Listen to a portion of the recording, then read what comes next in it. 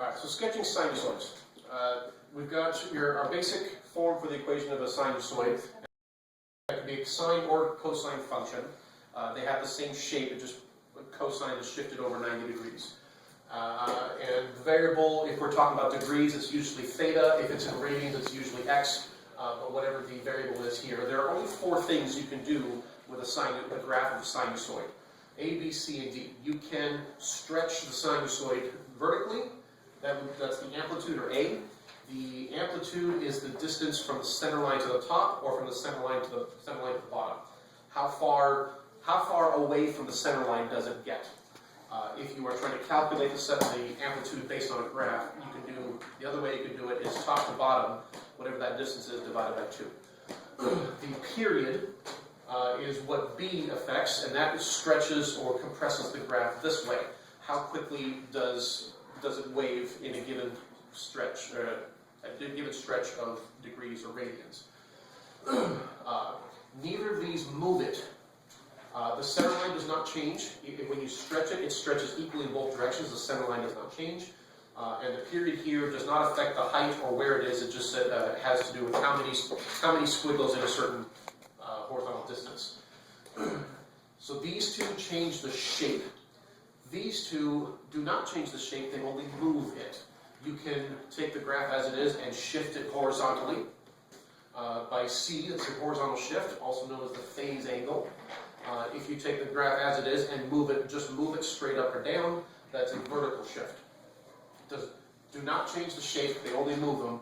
A and B stretch it one way or the other. They change the shape but without moving it. And I like to do it in this order so that A is the first one that becomes the amplitude. The book likes to put this number out in front, and so the letters are off as far as I'm concerned. This way makes better sense to me.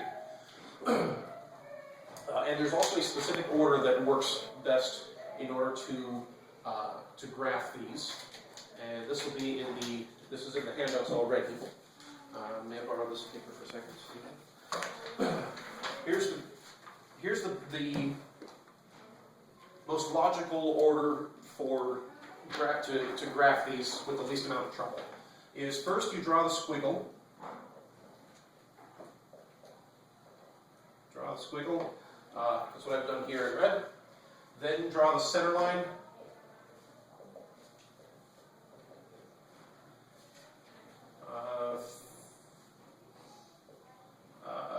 Find C.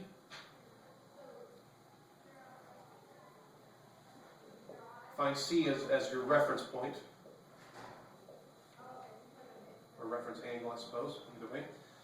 And this will make a difference as whether you're talking about sine or cosine. Remember, sine starts in the middle on its way up, and cosine starts at the top on its way down. And then you want to find the period, use the period. Use the period to locate or identify or draw the y-axis. And finally, label your center line, your minimum and maximum. So in a sense, let's see here, I think we go in pretty much reverse alphabetical order. We draw the squiggle, but we draw the center line. The center line has to do with D. Find your reference point, your phase angle, where you're starting, and that's C. And using the period, which is B. And finally, labeling the center line, minimum, maximum, using the amplitude, which is A. And whoever that is, apparently we'll call that. Alright, so with this equation here, y equals 2 sine 3 times x minus 45 degrees minus 10. We drew our squiggle, and let's throw some color on here. Pink. What did you say? That's it. Okay. Pink. Ew. Okay, well. Pretend this is straight. My next step is going to be drawing the center line. Hopefully this is ballpark close to center. Pretend with me. Now we need a reference point. Black.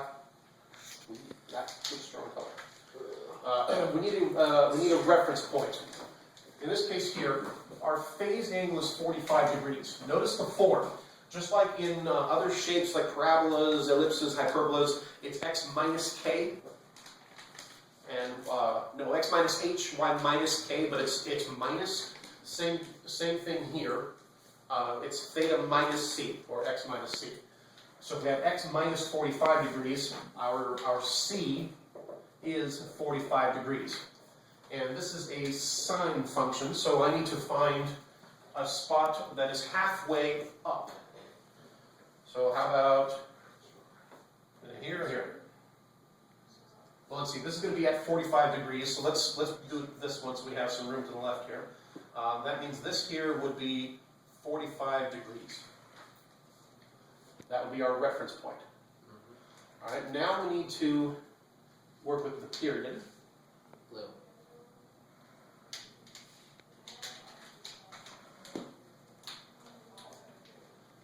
Now our period is, our B is 3. What's our period? Well, first of all, are we talking about degrees or radians? Degrees. Degrees. We have 45 degrees. You can tell we're talking about degrees because of the degree symbol. I know, crazy thought. So we're talking about degrees. The period is 360 degrees divided by B. So what's the period? 120 degrees. That means in 120 degrees, this sinusoid goes through a complete cycle. So if we are halfway up here, the next time we are halfway up, this is going to be whatever this number is plus whatever this number is. So this here is going to be 165 degrees. Now if we start here and let's go one full period to the left, we got 45 minus 120. Negative 75. We are at negative 75 degrees. And so what we do here is we're trying to narrow in on the y-axis. Where do we draw the y-axis? All right, we went that way from positive to positive, positive. Here we went negative. What's halfway? Negative 15. That's 60 degrees. This here is going to be negative 15 degrees.